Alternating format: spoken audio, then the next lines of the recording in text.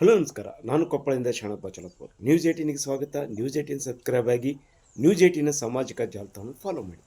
ರೈತರ ಜೀವನಾಡಿ ತುಂಗಭದ್ರಾ ಜಲಾಶಯದಲ್ಲಿ ಈ ಬಾರಿ ಅದು ಮುಂಗಾರಿಯಲ್ಲಿ ನೀರಿನ ಕೊರತೆಯಿಂದ ಒಂದು ಮುಂಗಾರು ಬೆಳೆಗೆ ನೀರು ಸಿಗುವುದಿಲ್ಲ ಅನ್ನುವಂಥ ಒಂದು ಆತಂಕ ರೈತರಲ್ಲಿ ಇತ್ತು. ಆದರೆ ಇತ್ತೀಚೆಗೆ ಏನು ಮಲೆನಾಡಿನಲ್ಲಿ ಶಿವಮೊಗ್ಗ ಚಿಕ್ಕಮಗಳೂರಿನಲ್ಲಿ ಭಾರೀ ಮಳೆ ಆಗ್ತಿರುವ ಹಿನ್ನೆಲೆಯಲ್ಲಿ ಈಗ ರೈತರಲ್ಲಿ ಭರವಸೆ ಮತ್ತು ನಿರೀಕ್ಷೆಗಳು ಹುಟ್ಟುಕೊಂಡಿವೆ. ತುಂಗಭದ್ರಾ ಜಲಾಶಯದಲ್ಲಿ ಏನು ಕಳೆದ ಜುಲೈ ಅಂತ್ಯದಲ್ಲಿ 26 TMC ಮಾತ್ರ ನೀರಿತ್ತು. ಆದರೆ ಇವತ್ತು 51 TMC ನೀರು ಬಂದು ಸೇರಿಕೊಂಡಿದೆ. ಅಂದರೆ ಕಳೆದ ಒಂದು ವಾರದಲ್ಲಿ ಸರಿಸುಮಾರು 25 TMC ನೀರು ತುಂಗಭದ್ರಾ ಜಲಾಶಯಕ್ಕೆ ಸೇರಿಕೊಂಡಿದ್ದರಿಂದ ರೈತರಲ್ಲಿ ಆಶಯ ಭಾವನೆ ಮೂಡಿದೆ.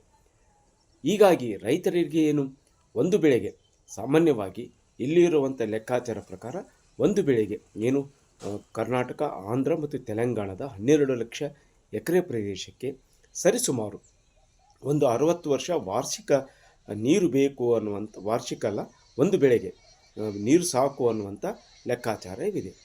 ಇನ್ನು ಕುಡಿಯುವ ನೀರು, ಜಲಚರ, ಆವಿ ಮತ್ತು ಈ ರೀತಿ ಎಲ್ಲವೂ ಸೇರಿ ಒಂದು 80 TMC ನೀರು ಬಂದರೆ ಜಲಾಶಯದಿಂದ ಯಾವುದೇ ಆತಂಕ ಇಲ್ಲದೆ ಒಂದು ಬೆಳೆಗೆ ನೀರು ಸಿಗ್ತಾ ಇದೆ.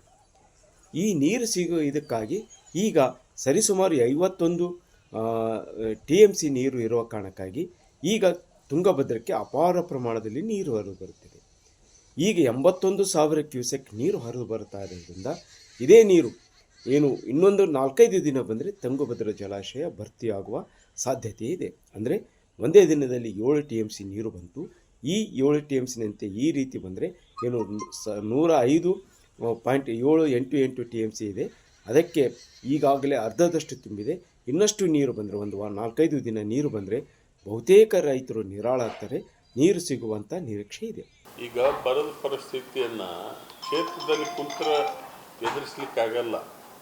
ಪ್ರಕೃತಿ ಯಾರು ಕೈಯಲ್ಲಿ ಇಲ್ಲ, ಪ್ರಕೃತಿ ನಿಯಮ ಇದೆಯಲ್ಲ ಯಾರ ಕೈಯಲ್ಲಿ ಇಲ್ಲ. ಇವತ್ತು ನಾವು ನಮ್ಮ ರಾಜ್ಯ ಸರ್ಕಾರ ತುಂಗಭದ್ರದ 33 ಗೇಟ್ಗಳನ್ನು ಇವರೇ BJP ಅವರು ಹೇಳಿದರು, ಇದು ಸರಿಯಾದ ಟೈಮಿಗೆ ಮುಗಿಸಲ್ಲ, ನಾವು ಡ್ಯಾಮ್ಗೆ ಎಗರ್ತೀವಿ ಅಂತ ಹೇಳಿದರು. ಇವತ್ತು ಅವ್ರ ಅವಾಂತರಗಳು ನೋಡಿದ್ದೀವಿ. ಸರಿಯಾದ ಸಮಯಕ್ಕೆ ಗೇಟ್ಗಳು ಫಿಕ್ಸ್ ಮಾಡಿದ್ದೀವಿ. ಇವತ್ತು ಮಳೆ ಬರ್ತಾ ಇದೆ. ಇನ್ಫ್ಲೋ ಇವತ್ತು 26-27 ಸಾವಿರ ಇದೆ ತುಂಗಭದ್ರಕ್ಕೆ. ನಮ್ಮ ರೈತರಿಗೂ ಕೂಡ ಅನುಕೂಲ ಆಗ್ತದೆ. ಇವತ್ತು ಹಿರಿಯಾಳ ಇವತ್ತು ಇನ್ನೂ 1 ಫೀಟ್ ಬಂದರೆ ಅದು ಕೂಡ ಹೆಚ್ಚಿಸ್ತದೆ. ಪ್ರಕೃತಿ ನೇಮಕ ಇವರು ಮಾತನಾಡೋದಕ್ಕೆ ಲೀಡರ್ಸ್ಗೆ ಅವರಿಗೆ ಪ್ರಜ್ಞೆ ಇಲ್ಲ. ಏನು ಮಾತಾಡಬೇಕು, ಏನಿಲ್ಲ, ಏನು ವ್ಯವಸ್ಥೆ ಇದೆ ಅಂತಕ್ಕಂಥದ್ದಿಲ್ಲ. ನಾವು ಆಗಲೇ ಬರೋದ ಬಗ್ಗೆ ಕಲಬುರಗಿನಲ್ಲಿ ಮಾನ್ಯ ಮುಖ್ಯಮಂತ್ರಿಗಳು ಸುದೀರ್ಘ ಚರ್ಚೆಯನ್ನು ಮಾಡಿದ್ದಾರೆ.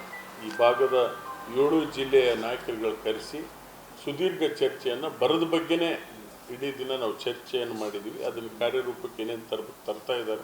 ನಾವು ಹೋರಾಟದ ದಿನ ಒಂದಿನ ಮುಂಚೆ ಇಲ್ಲಿಯ ಶಾಸಕರು ಹೇಳಿದರು, ನಾವು ನೀರನ್ನು ಬಿಡಿಸ್ತಾ ಇದ್ದೀವಿ, ನೀರನ್ನು ಬಿಟ್ಟಿದ್ದೀವಿ, ಅದೇ ನೀರು ಕಂಟಿನ್ಯೂ ಆಗುತ್ತೆ, ನಾವು ನೀರಾವರಿ ಇಲಾಖೆ ಸಚಿವರ ಹತ್ರ ಮಾತಾಡಿದ್ದೀನಿ ಅಂತ ಹೇಳಿದರು. ಬಟ್ ನಿನ್ನೆ ಬೋಸರಾಜ್ ಅವರು ಗಂಗಾವತಿಯಲ್ಲಿ ನಾವು 80 TMC ಆಗೋವರೆಗೂ ಬೆಳೆಗೆ ನೀರು ಕೊಡೋದಿಲ್ಲ ಅಂತ ಹೇಳಿದ್ದಾರೆ. ಒಬ್ಬರು ವಿಧಾನ ಪರಿಷತ್ ಸದಸ್ಯರು ಕೊಡೋದಿಲ್ಲ ಅಂತಾರೆ, ಅದೇ ಪಕ್ಷದ ಇನ್ನೊಬ್ಬ ಶಾಸಕರು ನೀರು ಬಿಟ್ಟಿದ್ದೀವಿ ಅಂತ ಹೇಳ್ತಾರೆ. ಇವತ್ತು ನಿಜವಾಗ್ಲೂ ಕಾಂಗ್ರೆಸ್ ಸರ್ಕಾರ ರೈತರ ಸಂಕಷ್ಟವನ್ನು ಜಾಸ್ತಿ ಮಾಡ್ತಾ ಇದೆ. ಇವತ್ತು ಶಾಸಕರು ಆ ಮಾತನ್ನು ಹೇಳಿದ ಮೇಲೆ ಮತ್ತೆ ಎಲ್ಲಿ ಹೇಳಿಕೆನೇ ಕೊಟ್ಟಿಲ್ಲ. ಮತ್ತು ಅದನ್ನು ನಮ್ಮದು ಹೋರಾಟದಲ್ಲಿ ಅಲ್ಲಿರ್ತಕ್ಕಂಥ ಅಧಿಕಾರಿಗಳು ಹೇಳಿದರು, ನಮಗೆ ನೀರು ಬಿಡೋಕೆ ಇನ್ನೂ ಆದೇಶ ಬಂದಿಲ್ಲ, ಆದೇಶ ಬರೋವರೆಗೂ ನೀರು ಬಿಡೋದಿಲ್ಲ ಬೆಳೆಗೆ ಅಂತ ಹೇಳಿದರು. ಏನು ಬಿಟ್ಟಿದ್ರು, ಕುಡಿಯೋ ನೀರಿಗೆ ಬಿಟ್ಟಿದ್ದೀವಿ ಅಂತ ಹೇಳಿದ್ದಾರೆ. ಅದನ್ನು ನಿನ್ನೆ ನಿಲ್ಲಿಸ್ತಾರೆ ಅಂತ ಹೇಳಿದರು.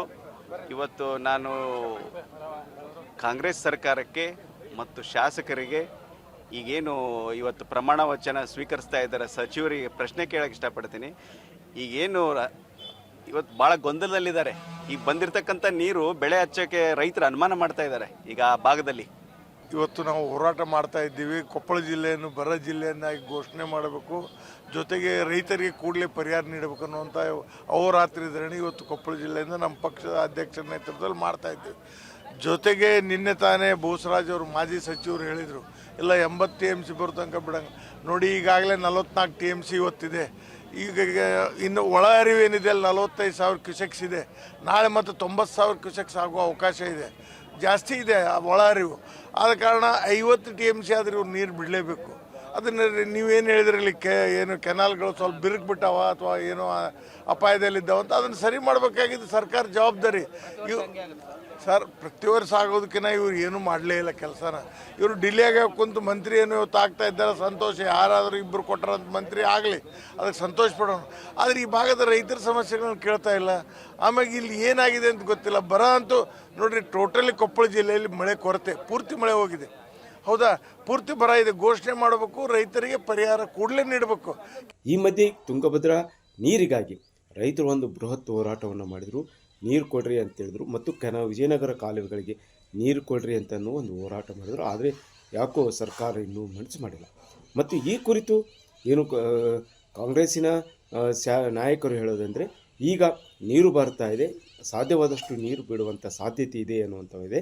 ಮತ್ತು 80 TMC ಅಷ್ಟು ನೀರು ಬಂದರೆ ಆಟೋಮೆಟಿಕ್ಕಾಗಿ ಎಲ್ಲವೂ ಕಾಲುವೆಗಳು ನೀರು ಬಿಡ್ತಾರೆ ಅನ್ನುವಂಥ ಇದೆ. ಆದರೆ BJP ಇದಕ್ಕೆ ಒಂದಿಷ್ಟು ವಿರೋಧ ವ್ಯಕ್ತ ಮಾಡ್ತಾ ಇದೆ. ಸರ್ಕಾರ ಕೇವಲ ಸಚಿವ ಸಂಪುಟ ವಿಸ್ತರಣೆಗೆ ಹೆಚ್ಚು ಮಹತ್ವ ಕೊಟ್ಟಿದೆ. ಆದರೆ ರೈತರ ಸಮಸ್ಯೆಯನ್ನು ಕೇಳ್ತಲ್ಲ. ಈಗಿರೋಷ್ಟು ನೀರನ್ನು ನೋಡಿಕೊಂಡು ಬೇಗನೆ ನೀರು ಕೊಟ್ಟರೆ ಈ ಮುಂಗಾರಿನಲ್ಲಿ ಈಗಾಗಲೇ ಅವಧಿ ಮುಗಿದಿದೆ, ಇನ್ನಷ್ಟು ಸ್ವಲ್ಪ ಆದರೂ ಬೆಳೆ ಬರುತ್ತೆ. ಈ ಕಾರಣಕ್ಕಾಗಿ ಏನು ಸರ್ಕಾರ ಬೇಗನೆ ನಿರ್ಧಾರ ತೆಗೆದುಕೊಂಡು ತುಂಗಭದ್ರಾ ನಾಲೆಗಳಿಗೆ ಏನು ಎಡದಂಡೆ ಬಲದಂಡೆ ಮೇಲೆ ಎಲ್ಲ ಕಾಲುವೆಗಳಿಗೂ ನೀರು ಬಿಟ್ಟರೆ ರೈತರಿಗೆ ಅನುಕೂಲ ಅನ್ನುವಂಥ ಮಾತುಗಳು ಕೇಳಿ ಬರ್ತವೆ. ಈ ನಿಟ್ಟಿನಲ್ಲಿ ಸರ್ಕಾರ ಒಂದು ಶೀಘ್ರವೇ ಒಂದು ನಿರ್ಧಾರ ತೆಗೆದುಕೊಂಡು ಈ ನಾಲೆಯಿಂದ ನೀರು ಬಿಡುವಂಥ ಸಾಧ್ಯತೆಯೂ ಇದೆ. ಆ ಕುರಿತು ಒಂದು ನಿರ್ಧಾರ ತೆಗೆದುಕೊಳ್ಳಬೇಕೆನ್ನುವುದು ರೈತರ ಒತ್ತಾಯವಾಗಿದೆ. ಶರಣಪ್ಪ ಬಾಚಲಾಪುರ್, ನ್ಯೂಸ್ 18 ಕೊಪ್ಪಳ. ನಿರ್ಭೀತ, ನಿಷ್ಪಕ್ಷಪಾತ, ವಿಶ್ವಾಸಾರ್ಹ ಸುದ್ದಿಗಳಿಗೆ ಮತ್ತೊಂದು ಹೆಸರಾಗಿರುವ ನ್ಯೂಸ್ 18 ಕನ್ನಡ ಈಗ ಆಪ್ನಲ್ಲೂ ಲಭ್ಯವಿದೆ. ದಯವಿಟ್ಟು ಇಲ್ಲಿರುವ QR ಕೋಡ್ ಅನ್ನು ಸ್ಕ್ಯಾನ್ ಮಾಡಿಕೊಂಡು ಆಪ್ ಡೌನ್ಲೋಡ್ ಮಾಡೋದಕ್ಕೆ ಮರಿಬೇಡಿ. ನಿಮ್ಮ ಬೆಂಬಲ ಹೀಗೆ ಸದಾ ನಮ್ಮೊಂದಿಗಿರಲಿ. ಧನ್ಯವಾದ.